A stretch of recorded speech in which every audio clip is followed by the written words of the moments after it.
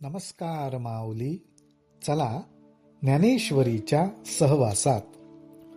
ज्ञानेश्वरी अध्याय 7 मधील 132 ते 138 ओव्यांच्या सहवासात आपण जाऊया. जणू काही या सिद्ध साधकाचं जे वर्णन ज्ञानोबाराय करतायत, त्याचा प्रवास आपल्याला दाखवतायत. अर्थात हा प्रवास आपल्या सर्वांचाही आहे.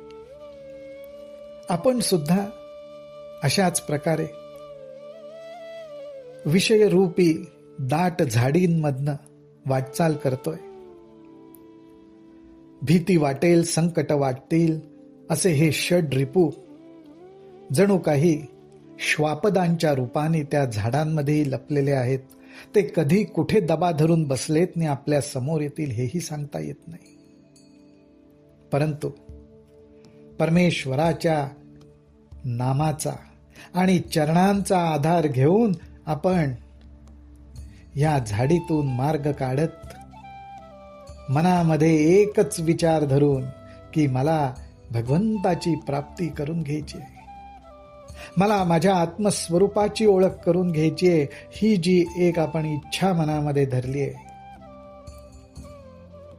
त्या जोरावर वाटचाल चालत आपण सद्वासना रूपी पठारावर येऊन पोचतो.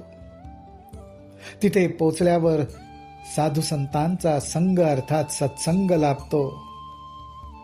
गुरु कृपेची पहाट उजाडते आणि आत्मज्ञानाची एक तिरीप आपल्या जीवनात प्रवेश करते. त्या आत्मज्ञानारूपी एका किरणाने आपल्या जीवनात प्रवेश केल्यावर काय होतं? ते वेळी जयाकडे वास पाहे, ते उता मीची तया एकू आहे, अथवा निवांत जरी राहे तरी मीची तया. ज्ञानरूपी प्रकाश किरण जीवनात प्रवेश केलेला आहे. ज्ञानदृष्टी प्राप्त झालेली आहे. ह्या ज्ञानदृष्टीने आता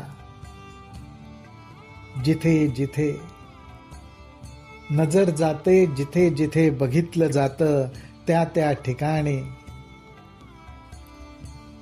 भगवंताचाच अनुभव येतो. भगवंताचीच उपस्थिती जाणवते. सर्व काही भगवत स्वरूपच आहे. पंचमहाभूतांमधनं प्रगट झालेलं सगळं काही दिसतंय, परंतु आहे मात्र सगळं भगवत स्वरूपच हे त्या दृष्टीला दिसायला लागतं. ते वेळी जयाकडे वास पाहे, ते उता मीची तया एकू आहे. आणि जर का कुठेही बघायचं नाही असं ठरवून निवांत जरी राहिलं तरी स्वतःपाशी स्वतःमध्ये सुद्धा ते भगवत स्वरूपच अनुभवायला येतं.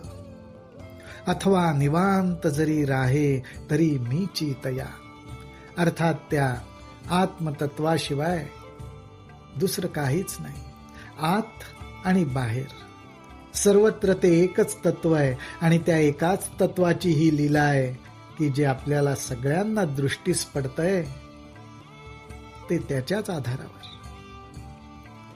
हे असो आणिक काही, हे असो आणिक काही, तया सर्वत्र मी वाचुनी नाही. जैसे सबाह्य जळ डोही बुडालिया घटा.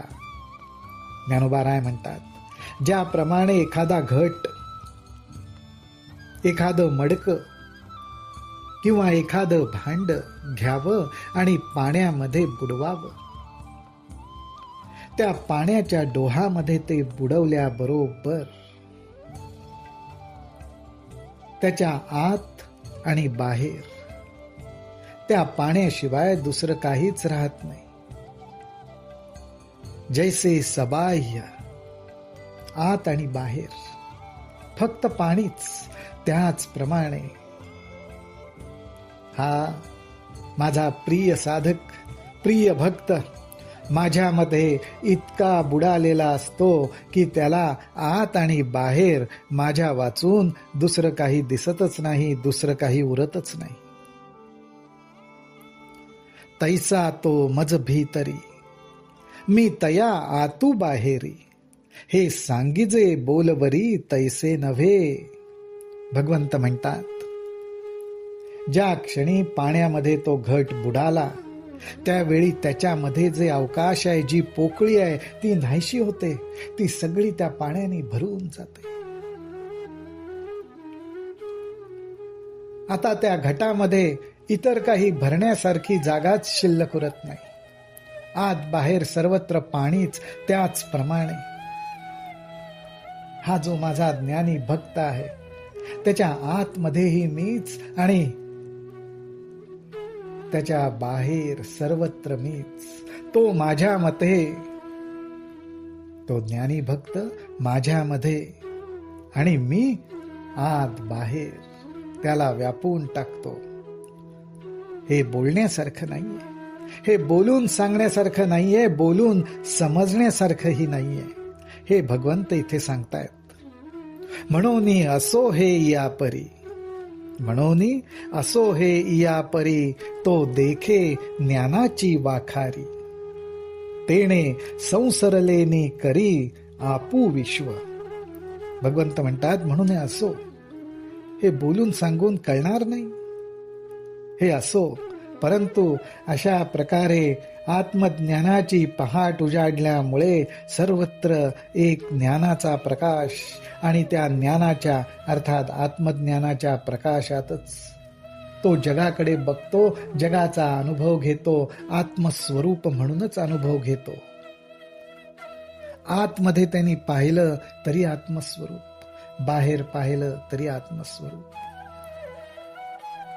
तो आराध्य भगवंतच सर्वत्र विराजमान आहे असंच त्याला दिसतं. आणि ज्याप्रमाणे आपण आपल्या घरामध्ये सहज लीलेने वावरतो, त्याप्रमाणे स्वतःमध्ये आणि विश्वामध्ये एक तो माझा भगवंतच भरलेला आहे. या अनुभूतीमुळे, या ज्ञानामुळे हा माझा भक्त या विश्वामध्ये सुद्धा सहज लीलेनी संचार करतो. सगळ्या विश्वाला आपलंसं करून घेतो, सगळ्या विश्वाचा तो होतो. हे समस्त ही श्री वासुदेवो, हे समस्त ही श्री वासुदेवो, ऐसा प्रतिती रसाचा वोतला भावो, म्हणून भक्तान माझी रावो आणि ज्ञानिया तोची. असा हा भक्त भक्तांचा मुकुटमणी आणि ज्ञानांचा ज्ञानी का ठरतो हे भगवंत सांगतात.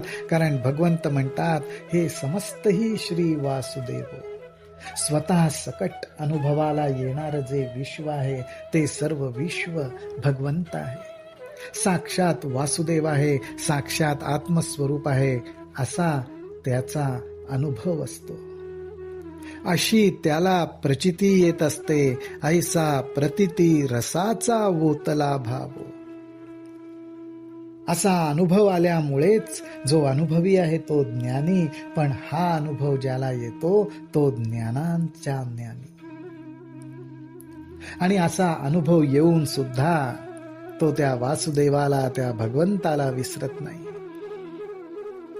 तो त्याचीच भक्ती करत राहतो. म्हणून भक्तांमध्येही तो श्रेष्ठ, म्हणून हा ज्ञानी भक्त. जयाची प्रतितीचा वाखारा, पवाडू होय चराचरा, तो महात्मा धनुर्धरा दुर्लभू आथी. इथे भगवंत स्पष्टपणे सांगतात, हे समस्त ही श्री वासुदेवो, ऐसा प्रतिती रसाचा वोतला भाव. हा अनुभव ज्या महात्म्याला आहे, हा अनुभव ज्या महात्म्याला आहे, तो महात्मा धनुर्धरा अर्जुना अत्यंत दुर्लभ आहे. जयाची प्रतितीचा वाखारा, पवाडू होय चराचरा. चरा अचरा म्हणजे संपूर्ण सजीव निर्जीव सृष्टी. या संपूर्ण सृष्टीला धारण करणारा एक परमात्मा आहे. तोच परमात्मा आत बाहेर सर्वत्र व्यापून आहे. अशा प्रकारच्या अनुभवाचा, अशा प्रकारच्या ज्ञानाचा संगम या सिद्ध पुरुषाच्या ठिकाणी झालेला असतो. तो जणू काही अनुभवाचं आणि ज्ञानाचं अत्यंत विशाल व्यापक असं कोठार बनलेला असतो. असा हा महात्मा दुर्लभ आहे. येर बहु जोडती किरटी, येर बहु जोडती किरीटी, जयांची भजने भोगासाठी, जे आशा तिमिरे दृष्टी मंद झाली. ज्ञानोबा स्पष्टपणे या ओवीत सांगतात, जे आशा तिमिरे दृष्टी मंद झाले. असा महात्मा किंवा असे महात्मे सोडून इतर भरपूर भेटतील. येर बहु जोडती किरीटी, इतर सुद्धा अनेक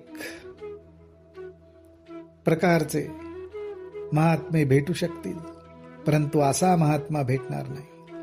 इतर महात्मे भेटतील, पण ते कसे? जयांची भजने भोगासाठी, ज्यांचं भजन कुठल्या ना कुठल्या तरी गोष्टीची प्राप्ती व्हावी म्हणून चालू आहे.